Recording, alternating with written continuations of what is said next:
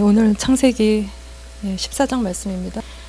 오늘 이 14장 말씀은 아브라함이 동방의 내왕, 그러니까 메소포타미아 지역, 그러니까 바벨론, 아수르 이쪽 지역, 그러니까 이스라엘, 가나안이 여기에 있으면 이쪽 이스트 쪽에 있는 이 강대한 네 나라의 이 왕들과 아브라함이 자기 군사 318명과 이게 뭐 수적으로 굉장히 밀리는 싸움인데 싸워서 이기고 돌아오는 길에 멜기세덱을 만난 이야기예요. 그래서 성경에 기록된 첫 전쟁 이야기인데 인간의 역사는 전쟁의 역사입니다. 이제 비극의 역사죠. 뺏고 정복하려는 그 왕들의 욕심과 그리고 뭐 이유도 모르고 그 밑에서 싸우는 병사들과 그리고 적들을 대항하는 그런 또 사람들의 죽음, 희생, 아버지가 죽고 남편이 죽고 자식, 아들이 죽고 이런 전쟁의 역사. 그래서 이렇게 소설이 많은 것이에요. 다 전쟁 얘기들이 많은 것이에요. 그 이야기들이 이제 전쟁 가운데 나오는데 이 전쟁은 정말 개인이 누군가를 죽고 뺐으면 뺏고 죽이면 이거는 불법적인 일이지만 나라 안에서 나라끼리 이 일이 일어날 땐 어떤 이유로든 합리화가 되고 정당화가 되는, 그래서 이 세상의 왕들이 일으키는 전쟁들은 다 대부분이 정복 전쟁이에요. 뺏고 죽이고 힘없는 나라들, 사람들 걸 뺏고 죽이는, 그리고 또 자기도 힘이 생기면 또 뺏고 죽이는 이것의 반복된 역사.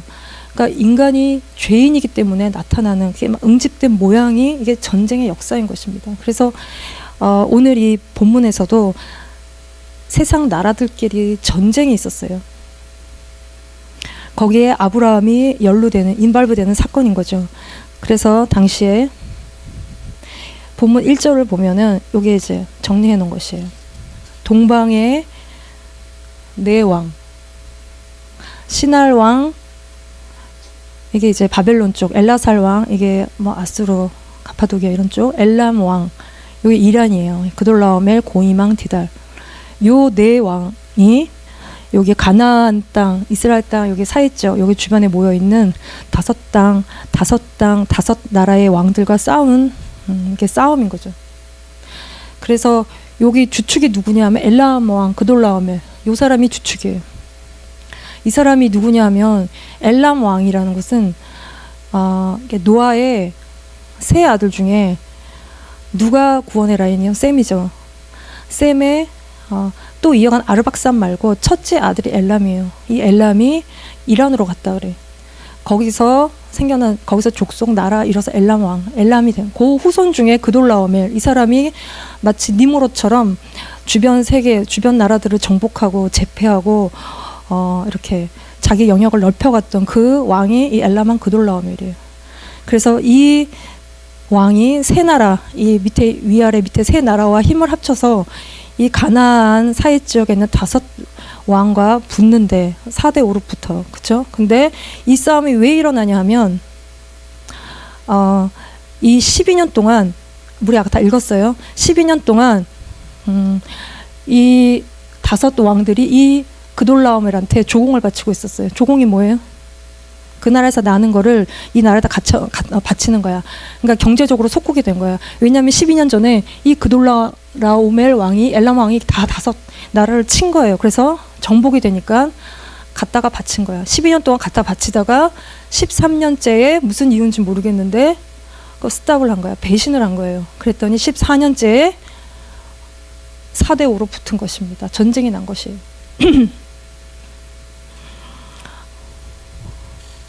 그래서 여기를 보면 이 동방의 네 왕이 연합해서 이렇게 쳐들어오는데 저 위에 르바 족속, 수스, 뭐 이렇게 아모리 족속, 뭐 호리 족속, 아말렉 족속 얘들 다 치고 내려온 거야. 여기가 이제 5 나라인 거야. 소돔, 고모라, 벨라, 아드마, 스보임. 요게 요 5 나라를 이제 치는 건데 여기 시딘 골짜기 여기에서 네 왕 대 5 왕이 전쟁이 붙은 것이에요. 누가 이겼을까? 4가 이겼을까? 5가 이겼을까? 누가 강력해요? 네 왕이 이긴 거야. 네 왕이. 세상 나라의 싸움은 누가 이겨요? 힘세면 이기는 거야. 세상 그 그러니까 내 왕이 가장 강력했기 때문에 4대 5로 싸우는데 내 왕이 이기는 것이에요. 그래서 소돔 고모라 왕들이 역청부정에 빠지고 산으로 막 도망가고 그러는 사이에 롯이 살고 있던 소돔과 고모라의 그 모든 재물, 양식 이런 것들을 이 내 왕이 싹 다 가져가 버린 거야. 롯도 잡아가고 재물도 가져가고 싹 쓸어가 버린 그 사건이 생긴 건데, 이런 세상 나라들의 전쟁 배경 속에 아브라함의 전쟁 이야기가 나오는 것이에요. 근데 아브라함이 전쟁한 이유는 무엇입니까? 이 5 나라를 위해서 싸웠을까요? 롯을 구하기 위해서 싸운 전쟁이에요. 그러니까 라이언 일병 구하기를 한 거야, 롯이. 아브라함이 그 전쟁을 한 것이에요. 롯을 구하기 위한 전쟁을 한 것이에요. 롯이 어디에 살고 있었는데요? 소돔에 살고 있었어요. 우리가 롯이 어떻게 소돔에 살게 됐는지를 봅시다. 보면 12장에 좀 돌아가 보면 12장에 아브라함이 가나안 땅에 들어갔어요. 제단과 장막을 쌓았어요. 그러더니 점점 남방으로 내려갔다는 얘기가 있어요. 그러더니 가나안 땅에 뭐가 왔을까요? 기근이 왔어요. 패민이 온 거예요. 땅 쩍쩍 갈라지고 비 안 오고 먹을 게 없고 마실 게 없는 그 패민이 온 거예요. 이 아브라함 인생에 가나안 땅에 들어가서 첫 시험이 온 거예요. 믿음의 테스트가 온 거예요. 이후로도 계속 믿음의 테스트가 아브라함의 인생 가운데 오는데, 이것은 하나님이 아브라함과 맺은 놀라운 언약이 있는데 그거를 이렇게 그 밖으로 나가게 하는, 믿음에서 떨어져 나가게 하는, 믿음의 뿌리를 흔드는 것이 이게 아브라함에게 오는 인생의 계속적인 이렇게 테스트인 것이에요. 그래서 아브라함이 어떻게 했을까요? 이 시험을 잘 통과하지 못하고 그는 먹고 사는 문제, 그 프레셔를 이기지 못하고 먹을 게 없지, 가나안 땅에. 그러니까 이게 얼마나 많았어. 사람과 가축과 아브라함이 굉장한 재산이 있었는데 이게 다 굶어 죽게 생긴 거예요. 그래서 아브라함이 점점 남방으로 내려가더니 애굽으로 갔다는 거예요. 애굽은 정말로 살기 좋은 땅이에요. 비옥하고 물도 많고 막 뭐가 잘 자라고, 그 땅으로 아브라함이 갔다는 것이에요. 근데 아브라함은 하나님의 음성을 듣고 갔을까요? 그냥 간 거예요. 이 예수님의 아버지 요셉은 예수님이 태어났을 때 헤롯 왕이 2세 미만 아이들 다 죽이잖아요. 그때 하나님이 아버지 요셉에게 애굽으로 갔다 오라고, 헤롯 왕이 죽을 때까지. 그리고 다시 돌아오라고 하는데 아브라함은 그런 얘기를 들은 적이 없는데 살려고 스스로 자기 발로 이집트로 내려갔다는 것이. 근데 이 이집트, 이 애굽, 이게 이제 이스라엘 백성들에게 역사적으로 쭉 보면 이스라엘 백성들은 애굽으로 의지해요. 그러니까 이 강대국이었던 이 이집트에게 마음을 기대고 아주 친애굽적인 성향을 이스라엘에 보이는데, 우리 이 말씀을 좀 읽어봅시다. 하나님을 의지하지 않고 이집트를 의지해요. 이거 같이 읽어봅시다. 시작.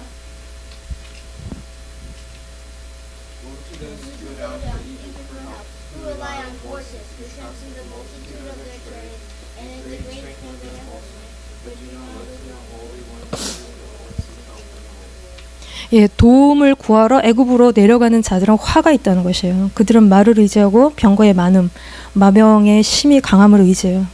그래서 이스라엘의 거룩하신 이를 앙모하지 않고 여호와를 구하지 않는 거예요. 눈에 보이는 애굽을 의지하고 하나님을 의지하지 않는 거예요. 이스라엘 백성들이. 애굽으로 의지하면 뭐가 있다고요? 화가 있다는 거예요. 그래서 나중에 이렇게 보면 이스라엘 남유다의 왕들이 또 애굽을 의지해요. 그러다가 아주 수치를 당하고 완전히 망하는, 그러니까 의지하지 말아야 될 것들을 의지하면 완전히 망하는 일들이 생긴다는 것이. 이 근데 아브라함은 왜 그랬을까? 아브라함은 왜 하나님을 의지하지 않고 이 상황에 이렇게 먹을 것 찾으러 애굽으로 내려갔을까? 우리 믿음의 조상 아버지가. 그는 생존에 대한 두려움이 있는 것이고 그 많은 것들 잃어버릴 것에 대한 두려움이, 잠깐 애굽에 간다고 하면 무슨 일이 있겠어, 갔다가 또 괜찮아지면 올라오지 뭐 그러고 갔는지 모르겠어요. 그런데 그곳에서 아브라함이 화를 당하죠. 화를 당해요. 무슨 화를 당했을까요? 그렇지, 사라를 뺏길 뻔한 일들이 생긴 거예요. 이거는 이제 아브라함의 걱정거리인 거예요.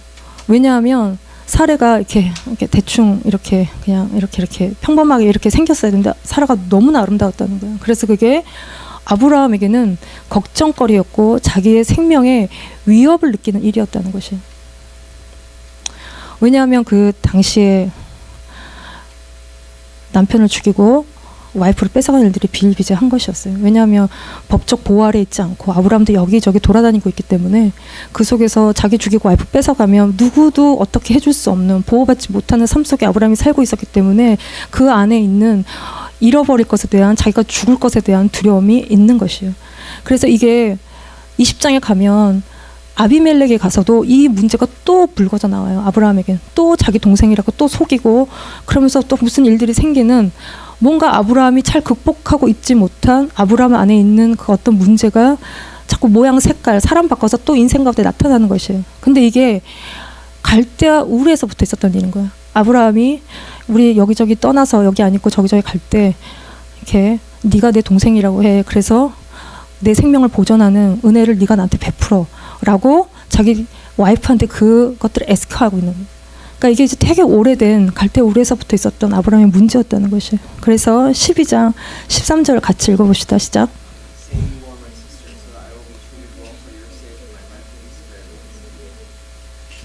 예, 그대는 나의 누이라 이런 말을 하는 거예요. 그러면 내가 그대로 말미암아 안전하고 내 목숨이 그대로 말미암아 보존되리라.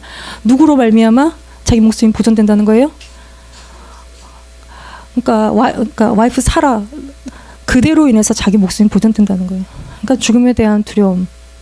이게 인간이 갖고 있는 기본적이고 아주 근본적인 이거를 건너뛰면 사실은 우리는 대부분의 두려움을 다 건너뛴 것입니다. 그래서 무리한 행동을 아브라함이 하는데 정말 그 행동들 거짓말 이런 것들 때문에 정말 사례를 잃어버릴 뻔한 그러니까 바로의 여자가 될 뻔한 일들이 그의 인생 가운데 일어나는 것이죠. 우리가 상상한 일이 현실로 일어나고 우리가 걱정하면 그 걱정을 따라 행동하다 보면 그 걱정이 정말 현실로 일어나는 일들이 생기는 것이에요.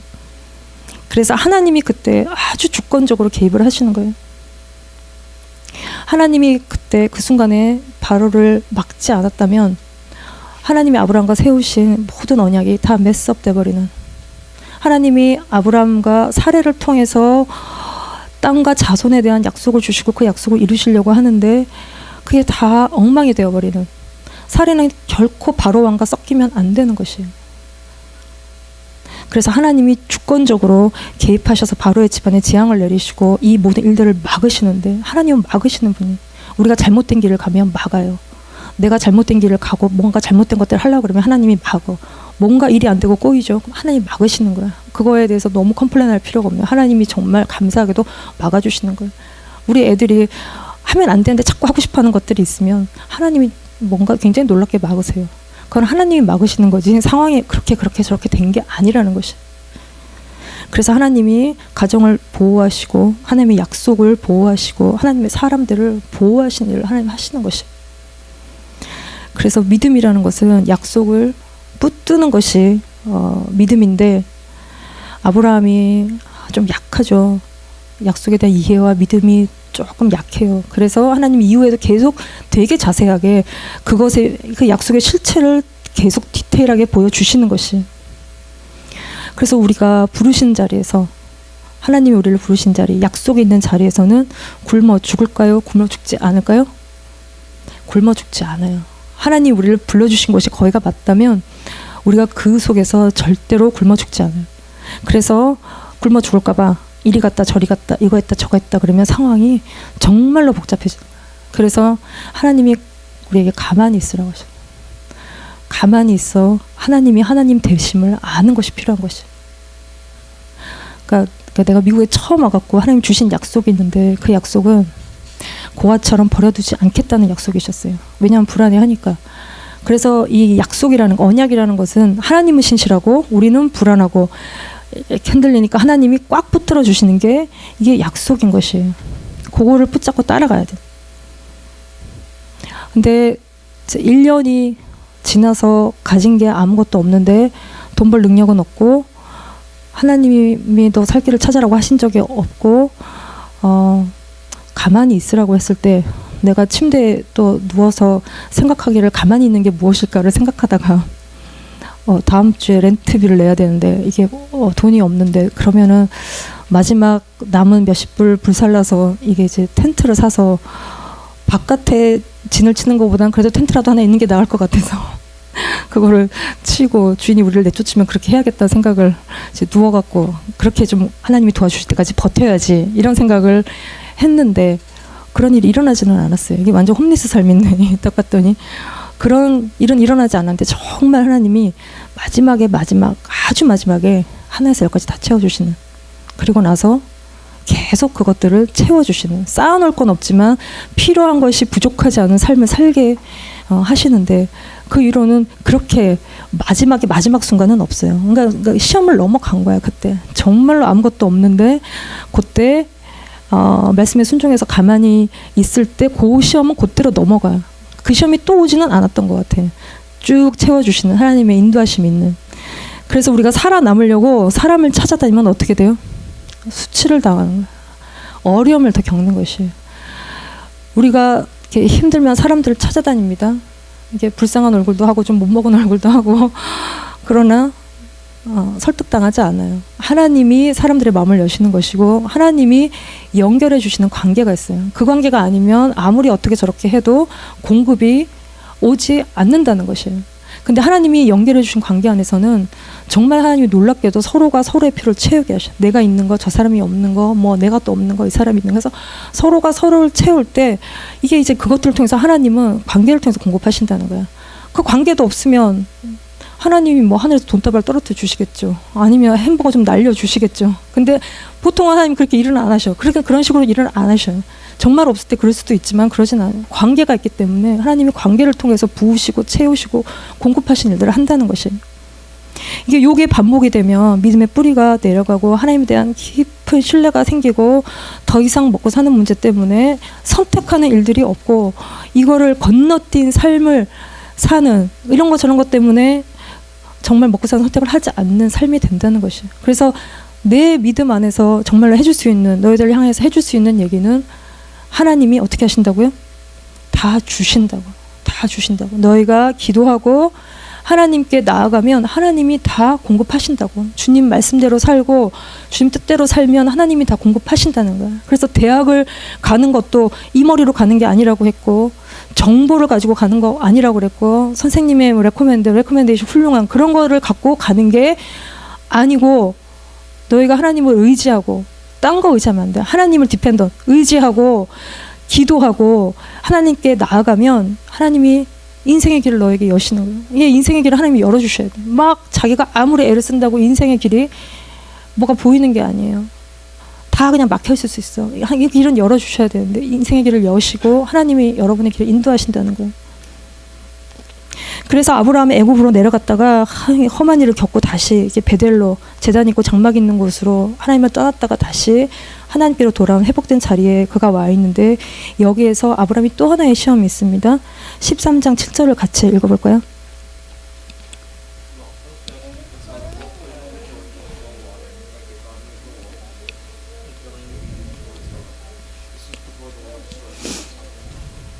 예, 아브라함의 가축의 목자와 롯의 가축의 목자가 서로 다툰 거야. 또 가나안 사람, 브리스 사람도 그 땅에 있어요.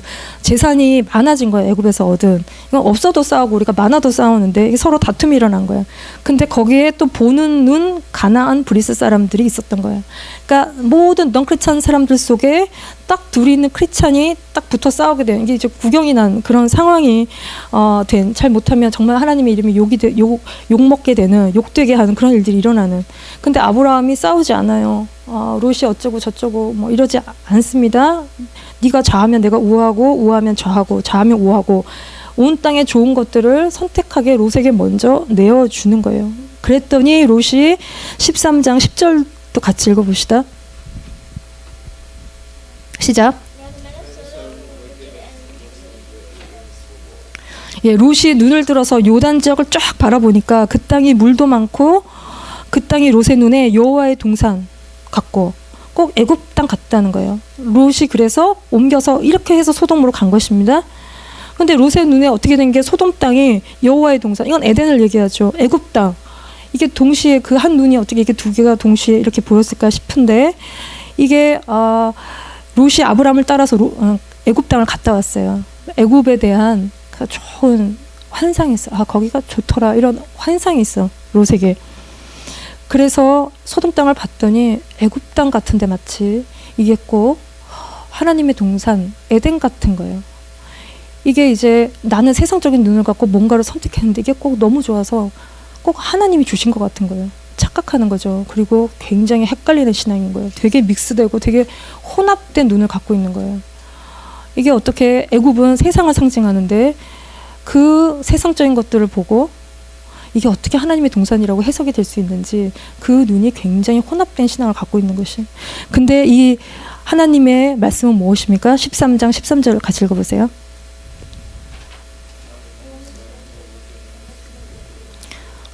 예, 소돔 사람은 여호와 앞에 악하고 큰 죄인이었다는 거예요.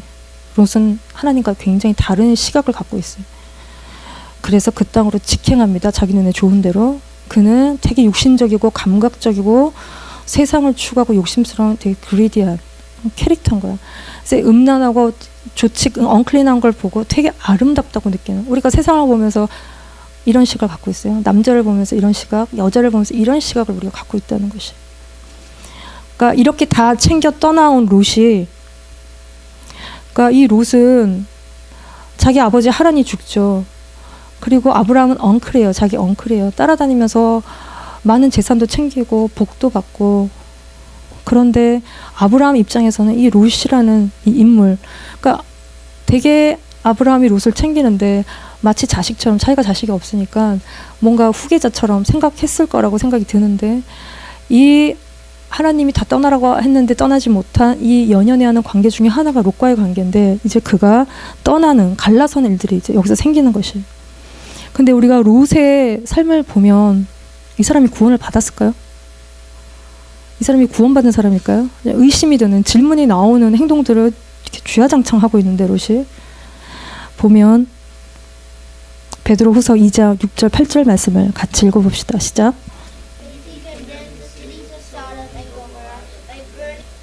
예, 하나님이 소돔 고모라를 멸망시키시는데 이게 경건하지 않은 자들에게 본보기가 되는데, 근데 롯에 대해서 뭐라 그러냐면 무법한 자, 법이 없는 자들의 음란한 행실로 말미암아 고통당하는 의로운 롯이라고 표현하고 있어요. 거기서 건지셨다는 거예요.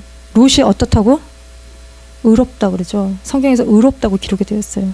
의인이라는 거예요. 그래서 소돔 땅에서 고통당하고 그 소돔 땅의 죄 때문에 고통당하고 그 심령이 상했다는 거예요. 이 소돔이 왜 멸망하냐 하면 동성애 때문에만 멸망한 게 아니라 에스겔서 16장에 가면 그들은 교만했다 그러고 그들은 먹을 게 많은데도 지나가는 나그네를 대접하지 않았다는 거예요. 손님 대접하는 게 이게 문화였는데 손님 대접하지 않았다는 거야. 이 땅에, 이 소돔 땅의 사람들은. 그리고 가증한 짓, 동성애를 했다는 것이. 이것 때문에 소돔 땅을 하나님이 멸망시키시는데, 롯은 같이 동성애제를 이곳에서 짓지 않았습니다. 그리고 천사들을 대접하죠. 손님을 대접해요. 그러니까 노아처럼 하나님의 아들들이 사람의 딸들이랑 막 뒤섞이는 그때 노아처럼, 노아가 섞이지 않은 것처럼 롯도 그 땅의 소돔 땅의 죄악과 롯은 섞이지 않았어요. 그래서 두 천사가 찾아오는데 자기 집으로 이렇게 웰컴 들어오게 하잖아요. 그때 그 땅에 있던 사람들이 이 두 천사와 관계하기 위해서 몰려든단 말이에요. 이 원문에 보면 온 백성 사람들이 다 몰려왔다는 거야. 그 소돔 땅에는 모든 사람들이 다 몰려왔다는 거야. 거기에는 노소를 막론하고 할아버지도 애도 다 몰려왔다는 거야. 이게 얼마나 이렇게 타락되었는지를 보여주는 그 상태를 얘기를 하는. 그래서 이게 동성애가 아주 만연했는데, 그러니까 상관하리라, 성적인 관계를 하겠다는 천사들이랑 남자가 관계를 한다는 것이에요. 거기에 애도 할아버지도 없이 다 모여들었다는 것이에요. 그래서 이 동성애가 이게 이제 포장이 잘 돼 있죠. 이렇게 무지개 빛깔로 아름답게 포장이 되어 있지만 성경은 법 없는 자들의 음란한 행실이라고 표현하고 있다는 것이에요. 그리고 이것은 굉장히 성적인 폭력을 일어나고 있습니다. 이게 이 도시 전체가 이것으로 물들었을 때 이것은 성폭력으로 나타나고 있어요. 이게 이제 거기에 심취해서 아웃 오브 컨트롤, 한마디로 미친 상태인 것입니다. 그래서 성적인 폭력이 이 도시 전체 가운데 나타나고 있는 그 장면인 것이. 그러니까 이제 집을 막 부시고 들어오려고 하잖아요. 집단적으로 성적인 폭행이 일어나고 있는 이 장면이 이 장면이 사사기에도 가면 있어요. 근데 이제 롯이 이게 이제 두 딸을 내주려고 그래요. 천사들을 보호하겠다고 두 딸을 내어주는. 우리가 이런 아버지가 계시다면 우리가 굉장히 마음이 어려울 것 같은데 두 딸을 내어주는. 근데 정말 사사기에는 그래서 한 여자가 강간당하고 죽는 일들이 있어요. 그러니까 이런 일들이 되게 폭력적이고 끔찍한 일들이 이 소돔과 고모라 땅에 일어나고 있는. 여기에서 고통당하는, 그러니까 롯이 여기서 고통을 당한 거야. 그 얘기는 이 얘기인 거예요. 거기서 하나님이 끄집어내시는데, 근데 롯은 또 지체합니다. 그리고 두 딸의 사위는 이게 농담으로 여기고, 아내는 그래서 하나님이 이렇게 끄집어내시는데 돌아보아 소금기둥이 되는 일들이 그곳에 일어나는 것이에요. 그래서 이런 짓을 하는 자들에게 이것은 본보기가 되는 일이에요. 그 속에서 구원받은 롯은, 이 롯의 구원에는 누가 있습니까? 항상 아브라함이 있어요. 그래서 이 소돔이 멸망당하는 요거를 정리해 놓은 얘기가 19장 19절입니다. 같이 읽어보세요. 예, 하나님이 소돔 고모라를 멸하실 때 하나님이 아브라함을 생각하사 롯을 그 엎으시는 중에 내보내셨다는 거예요. 그러니까 아브라함이 롯을 향한 인간적인 사랑을 넘어서서 제사장, 중보자적 역할을 하고 있는 거예요. 예수님이 우리의 제사장, 중보자 역할을 하시는 것처럼 그가 롯을 향해서 하고 있다는 것이에요. 그래서 롯은 겨우 건짐을 받지만 그 이후에 그의 삶은 소알 땅으로 가.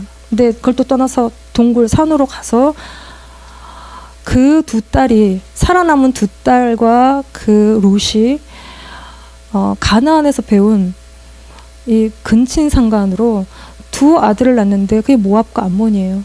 근데 이 모압과 암몬은 이후에 이스라엘 백성들에게 굉장히 가시 같은 존재, 그리고 계속 지속적으로 음란한 죄를 짓게 하는 두 족속인 거예요. 근데 킹 데이빗의 증조 할머니가 누구예요? 룻이잖아, 그쵸? 룻은 어디 여인이에요? 모압 여인인 것이. 참, 그러니까 인간은 죄를 짓는데 그 속에서 하나님은 또 은혜를 베푸시는 것이 있는 거야. 그러니까 우리가 죄를 지어서 심판하시는데 하나님은 또 이 모든 걸 합쳐서 합력하여 선을 이루시는 하나님의 일하심이 또 있는 거예요. 그 속에 또 하나님이 구원하시는 역사가 그 안에 또 있는 것입니다. 그래서 롯은요, 참 하나님 보실 때 약간 기준 미달이고 수준 미달이고 하나님이 여기까지 가라는데 여기까지 가지 못하는 꼭 우리 같은, 우리의 모습이, 롯의 모습은 우리의 모습인 거예요. 하나님 보실 때 도달치 못한, 부족한, 그런데 또 하나님이 은혜를 간간히 또 베풀어 주시는 그런 존재인 것이죠. 그래서 앞으로 이런 일을 겪게 될 소돔 땅으로 롯이 떠나간 후에 13장 14절을 같이 봅시다. 롯이 아브라함을 떠난 후에 한번 같이 읽어봅시다. 시작. 예, 하나님이 다시 롯이 떠났어요. 떠난 후에 하나님이 아브라함에게 땅과 자손에 대한 약속을 다시 합니다. 너 땅에, 자손이 땅에 태교가지 많을 것에 대해서. 그러고는 아브라함에게 눈을 들어 보라는 것입니다. 롯도 눈을 들어 요단 땅을 보고 떠났어요. 근데 아브라함도 눈을 들어 하나님이 주시는 그 땅을 바라볼 때 롯에 대한 섭섭함, 착잡함, 다 갖고 가버린 그 어떤 것들에 대한 것과 상관없이 하나님이 주시겠다고 하신 그 것을 붙드는 믿음. 그러니까 이 믿음은 완전하진 않아요. 믿음은 성장해 가는 것이고 작은 믿음이 있고 큰 믿음이 있는데 아브라함이 그 순간에 믿음을 붙들고 내게 주리라 하신 그 약속을 붙들고 하나님이 아브라함과 하신 이 언약의 순간에 그는 다시 이 헤브론 땅에서 제단을 쌓습니다. 하나님을 만난 장소에서 하나님을 예배하며 아브라함은 또 제단을 쌓아요. 그래서 이 하나님이 주신 약속을 붙들 때 꼭 우리 인생에 조카 롯과 같은 사람이 있습니다. 자기 것만 챙기는 사람이 있습니다. 그런 사람들을 우리가 어떻게 대할지, 그 롯에 대해서 전쟁이 나서 다 잡혀갔다는 얘기를 들을 때 아브라함은 즉시 가서 구해요. 그러니까 우리 앞에 이게 하나의 또 테스트인데 우리 앞에 있는 사람들을 우리가 어떻게 대할 것인가, 너무 이기적이고 자기밖에 모르고 꼭 도와줄 필요 없는 것 같은 사람들을 우리가 어떻게 이렇게 이제 대할 것인가, 이것 또한 우리의 믿음의 어떤 테스트인 것이. 근데 아브라함은 그런 생각하지 않고 잡혀간 롯을 위해서 어떻게 했는지를 봅시다. 14장 14절에서 16절 말씀입니다. 같이 한번 읽읍시다. 아브라함이 이 소식을 듣고 자기 집에 길리온 태어난 훈련받은 318명 이게 이제 개인 군대예요. 아브라함의. 플러스 13절에 이건 지금 안 썼는데 마므레, 아넬, 에스골 이런 사람들, 이게 이제 아브라함과 동맹한 아모리 족속이에요. 데리고 밤에 쳐들어갔어요. 이게 수가 밀리기 때문에 기습작전을 벌인 거예요. 밤에 쳐들어가서 이게 뭐 전쟁 전략이고 지혜인 거죠. 이기는 거. 단까지 아까 봤던 지도에 이스라엘 북단, 제일 북단까지 쫓아가서 옆에 있는 다메섹 호박까지 쫓아가서 롯과 그 잃어버린 모든 것들을 되찾아오는. 그러니까 롯은 또 아브라함을 통해서 자기의 잃어버린 것들을 회복하는 경험을 하는 거죠. 구원을 경험하는 것이. 근데 롯은 다시 소돔으로 돌아갑니다. 그는 그래서 딴 데로 간 게 아니라 이렇게 위험한 곳에 안 살아야지 이러지 않고 또 돌아가요. 그러더니 정말 더 큰 심판이 기다리는 그곳으로 돌아가서 다 잃어버린 거지. 자기와 딸만 건지고 빈손으로 나와서 그런 심판을 겪는 것이. 그래서 이 아브라함이 치른 전쟁은요, 이 강력한 4개 도시, 국가, 이 거인들을 깨부시는 이런 아주 강력한, 아브라함의 군사의 수보다 훨씬 많았을 그 싸움에서 승리하는데, 이것은 하나님이 주신 승리예요. 하나님께 속한 전쟁인 것입니다. 우리가 하나님의 군대예요. 세상 왕들은 자기 유익을 위해서 싸우는데, 하나님의 군대는 하나님의 의, 공의, 하나님의 심판, 대적 마귀를 향해 우리가 싸우는 싸움을 하는 것이, 전쟁하는 하나님이시죠. 그래서 우리는 그의 군대이고, 하나님은 만군의 여호와신데 모든 군대의 여호와 하나님이시라는 것이. 그래서 이스라엘 백성들이 가나안 땅에 들어가서 그들이 전쟁 용사로 전쟁을 해요. 계시록 19장에 가면은 예수님이 백마를 탄 자, 이게 예수님이죠. 마귀를 대적하여, 그러니까 세상 왕들, 뭐 짐승 다 연합된 그 연합군들과 예수님이 싸우는 거예요. 나라들을 깨트리고 그 왕들의 머리를 깨트리고, 그래서 자기의 나라를 예수님이 가져오시는 거예요. 그래서 전쟁 용사였던 다윗도 전쟁은 하나님께 속했다고요. 그는 수와 자기 힘으로 싸우지 않아요. 전쟁은 하나님께 속한 것이고 하나님의 이름을 위해서 그가 전쟁을 하는 것입니다. 그래서 14장 20절을 보세요. 읽어봅시다. 시작. 예, 전쟁에 승리하고 돌아온 길에 멜기세덱을 만나는데 멜기세덱이 하는 말이에요. 너희 대적을 내 손에 붙이신 지극히 높으신 하나님을 찬송할지어다. 전쟁의 결론은, 영혼은 롯을 구한 것이고 하나님을 찬양하며, 왜냐하면 하나님이 이기게 하신 것이기 때문에. 그래서 아브라함이 돌아올 때 두 왕을 만나는데, 하나는 소돔 왕을 만나요. 그는 축하하고 격려하기 위해서 나온 것이 아니고, 한번 읽어봅시다. 밑에 21절 시작. 예, 이 소돔 왕은 사람은 내게 보내고 얻은 것은 네가 가져라, 뭐 이런 말 하려고 나온 거예요. 굉장히 이 소돔 왕은 루드합니다. 그래서 아브라함은 다 필요 없고 전쟁에서 먹은 거, 그리고 자기를 도와준 사람들의 목, 그거 빼고 다 가져가. 내가 너 때문에 부자가 됐다는 얘기를 듣고 싶지 않다. 그래서 아무것도 갖지 않고 다 그냥 내어주죠. 그러니까 소돔 왕이 주는 거, 그거 먹으려고 한 전쟁이 아닌 거예요. 그 주는 것으로 자기 배를 불리지 않아요. 뒤섞이지 않는 것이죠. 그리고 또 한 명의 왕을 만나는데 누군지를 봅시다. 14장 18, 19절이에요. 같이 읽읍시다. 시작.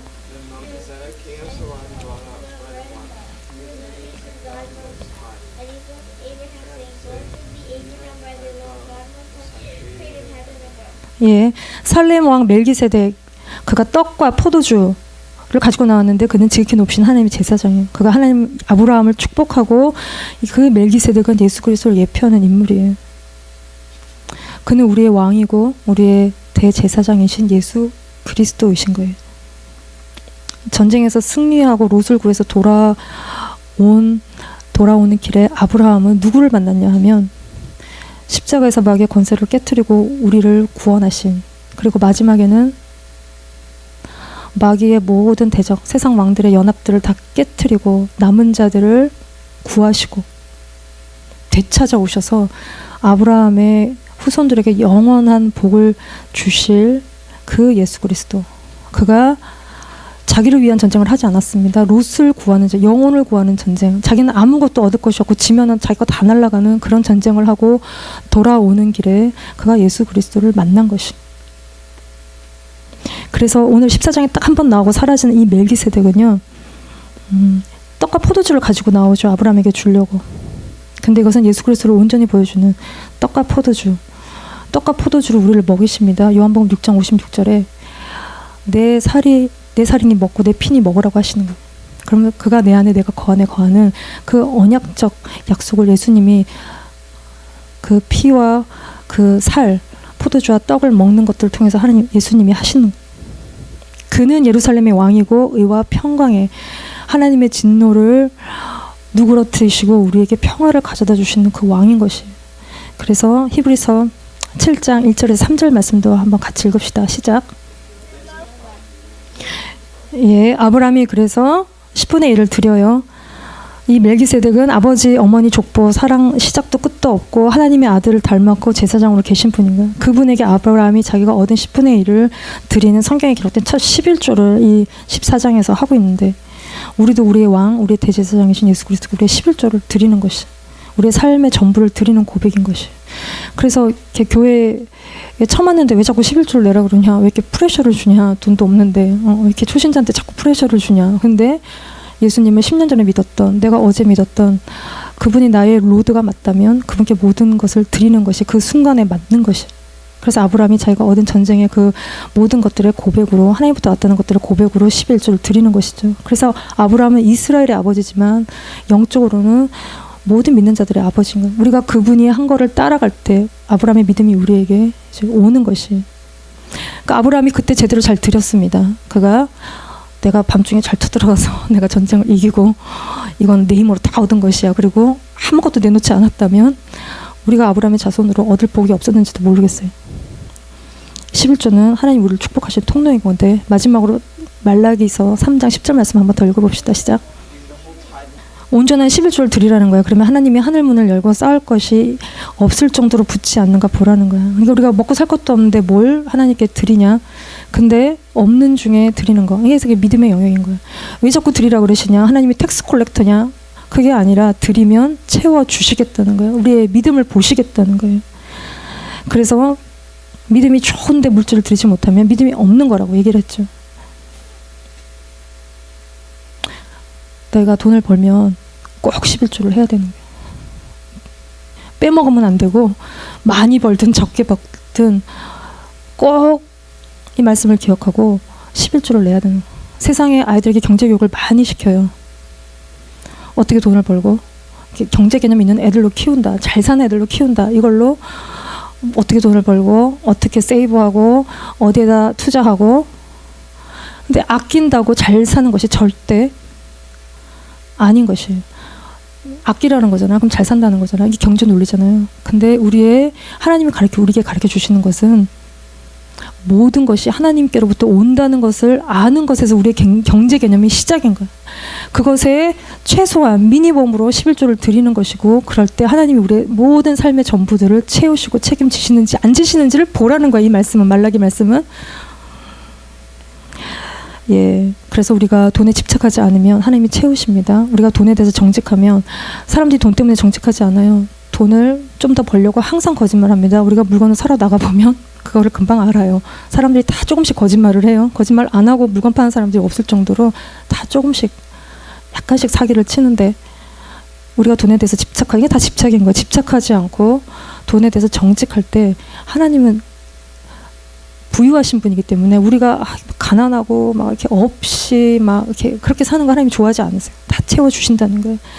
그래서 이 오늘 본문의 아브라함, 그가 믿음의 테스트를 받습니다. 그리고 영혼을 구하는 영적인 전쟁을 그의 인생 가운데 해요. 그러니까 우리의 삶을 보면 우리의 삶에 시험이 있어요, 개인의. 그리고 또 우리의 아이들을 향해서 마귀가 훔쳐가 뺏어가 버린, 그래서 회복이 필요한, 하늘을 향하여 그 마음이 회복되는 그 부분들이 있어요. 그리고 나라와 뭐 이 공동체 가운데 죄가 있어요. 우리가 평안히 살기 위해서 우리가 영적인 전쟁을 그 안에서 해야 된다는 것이에요. 그러니까 우리 개개인이 영적인 전쟁을 합니다. 무슨 일이 계속 생겨요. 엎친 데 덮친 격으로. 그리고 무슨 생각들이 자꾸 들어와요. 패턴이 있어요. 누구를 생각하면 화가 확 나는 우리 안에 들어오는 생각들이 있어요. 이게 영적인 공격인 거야. 이게 이제 기도하고 생각해보면 그냥 일어나는 일들이 아닌 거야. 우연히 자연 발생적으로 늘 그렇게 오는 일들이 아니에요. 영적인 공격이란 말이에요. 그래서 이렇게 우리가 때로는 이길 수 없다고 느낄 만큼 이게 너무 공격이 심할 때 어차피 잠이 안 오는데 우리에게 평강이 찾아올 때까지 우리가 기도해야 된다는 것입니다. 우리가 우리의 대제사장이신 우리의 죄를 담당하시고 모든 일에 시험을 당하신 예수 그리스도를 바라보는 것. 그분은 지금 하늘 성전에서 섬기고 계세요. 일하고 계시다. 요한이 새하늘 새 땅, 새 예루살렘을 봤는데 내려오는 거기에는 성전이 없어요. 누가 성전이십니까? 하나님과 어린 양이 성전이신 거예요. 근데 지금은 하늘에 성전이 있고 거기서 섬기시고 일하시고 우리를 위해서 중보하시는 분이세요. 그래서 우리가 평안히 잠들고 평안히 일어났다면, 정말 우리가 잠을 잘 잤다면 우리가 지금 오는 그 전쟁에서, 그 시험에서 우리가 승리한 것이고 주님 안에서 우리가 평안을 되찾은 것이에요. 그러니까 우리에게 평안을 주시는, 그 우리를 위해서 기도하시는, 우리를 중보하시는 그 예수 그리스도께 우리가 이 시간 나아갑시다. 같이 기도하고 찬양하고 기도합시다.